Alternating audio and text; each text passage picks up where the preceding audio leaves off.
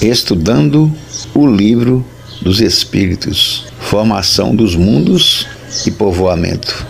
Criação, formação dos mundos, perguntas 37 a 42. O universo compreende a infinidade dos mundos que vemos e dos que não vemos, todos os seres animados e inanimados, todos os astros que se movem no espaço, assim como os fluidos que o preenchem. O universo foi criado ou existe de toda a eternidade como Deus? Sem dúvida, o universo não pôde fazer-se a si mesmo. E se existisse como Deus de toda a eternidade, não poderia ser obra de Deus. Como Deus criou o universo? Para me servir de uma expressão comum, por sua vontade. Nada representa melhor essa vontade toda poderosa do que estas belas palavras da Gênese. Deus disse: faça-se a luz, e a luz foi feita. Poderemos conhecer o modo de formação dos mundos? Tudo o que se pode dizer, e podeis compreender, é que os mundos se formam pela condensação da matéria disseminada no espaço. Os cometas seriam, como agora se pensa, um começo de condensação da matéria? Mundos em processo de formação? Isso é exato.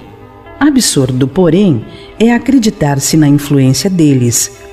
Refiro-me à influência que vulgarmente lhes atribuem, pois todos os corpos celestes influem de algum modo em certos fenômenos físicos. Pode um mundo completamente formado desaparecer e a matéria que o compõe disseminar-se de novo no espaço? Sim. Deus renova os mundos, como renova os seres vivos. Poderemos conhecer a duração da formação dos mundos, da Terra, por exemplo? Nada te posso dizer a respeito, porque só o Criador o sabe. E bem louco quem pretendesse sabê-lo ou conhecer o número de séculos dessa formação. Formação dos seres vivos, perguntas 43 a 49. Quando a Terra começou a ser povoada? No começo, tudo era caos. Os elementos estavam confundidos. Pouco a pouco, cada coisa tomou seu lugar. Apareceram, então, os seres vivos apropriados ao estado do globo. De onde vieram os seres vivos para a Terra? A Terra lhe continha os germens, que aguardavam o momento favorável para se desenvolverem. Os princípios orgânicos se congregaram desde que cessou a força que os mantinha afastados e formaram os germens de todos os seres vivos. Estes germens permaneceram em estado latente e inerte, como a crisálida e as sementes das plantas, até o momento propício à eclosão de cada espécie. Então, os seres de cada espécie se reuniram e se multiplicaram. Onde estavam os elementos orgânicos antes da formação da Terra? Achavam-se, por assim dizer, em estado de fluido no espaço, no meio dos espíritos ou em outros planetas, esperando a formação da Terra para começarem uma nova existência em um novo globo. A química nos mostra as moléculas dos corpos inorgânicos unindo-se para formarem cristais de uma regularidade constante, conforme cada espécie, desde que se encontre nas condições desejadas. A menor perturbação nestas condições é suficiente para impedir a reunião dos elementos ou, pelo menos, para se opor à disposição regular que constitui o cristal. Por que não se daria o mesmo com os elementos orgânicos?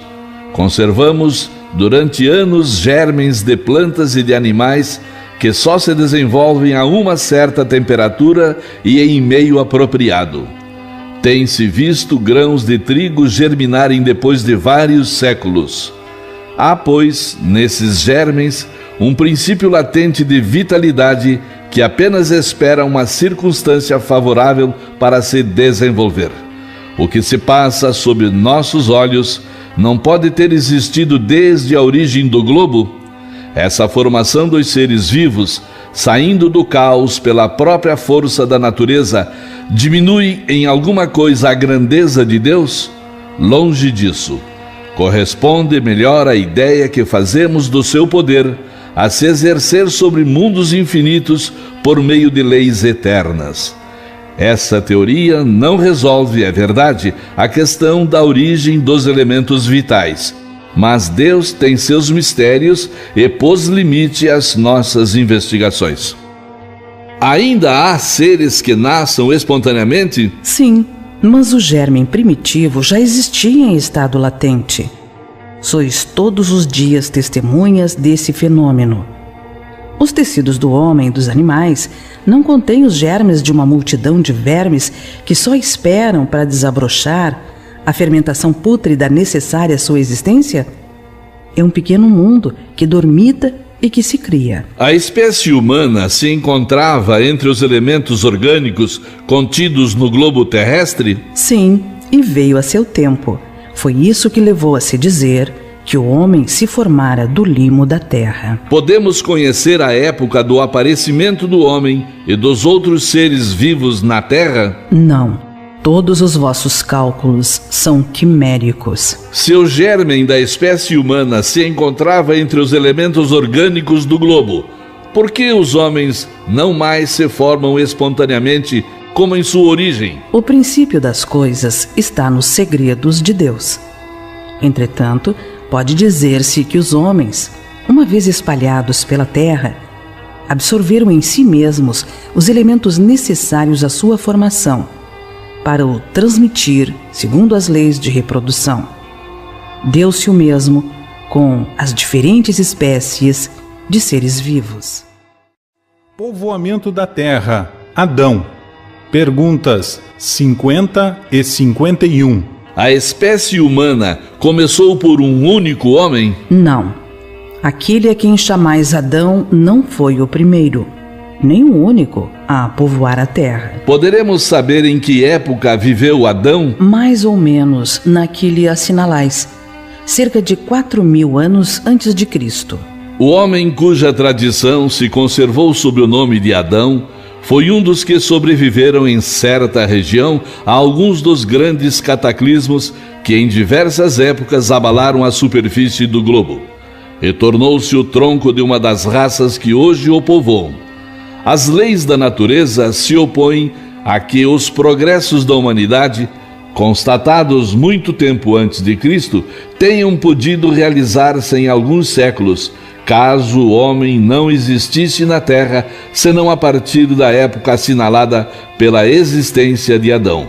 Alguns, e com muita razão, consideram Adão um mito ou uma alegoria, personificando as primeiras idades do mundo.